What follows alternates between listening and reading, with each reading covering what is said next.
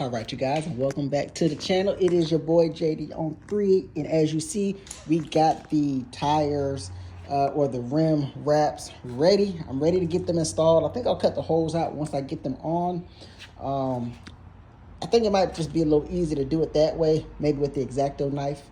So yeah, we're gonna go ahead and get that on. What I've got here is some primer, adhesion, promoter, some stuff I got from another kit.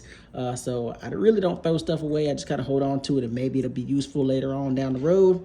This should be useful now. So yeah, as I'm working, I'm gonna clean the wheels, stick one on. Might go ahead and cut out with the X-Acto knife to see how I like it. And yeah, keep it moving. So let's get to it.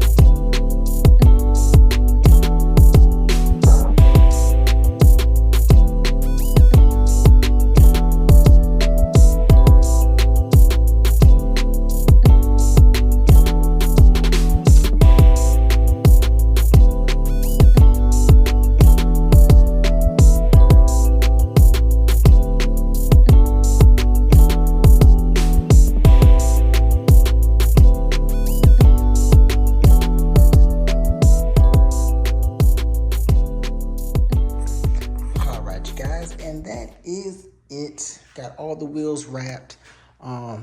Didn't take as long as I thought. So when I initially started, I tried to cut out the center on the rim, and that didn't work out. So I took my mold, took an X-Acto knife, and basically cut it out by hand. And that is what it looks like. This is just one wheel. I'll do a full review in the morning once the sun comes out, but for now, that is it. It looks like it came out pretty good. I really like how the back and the other side came out. There's more black on those sides, so it kind of blends in even more.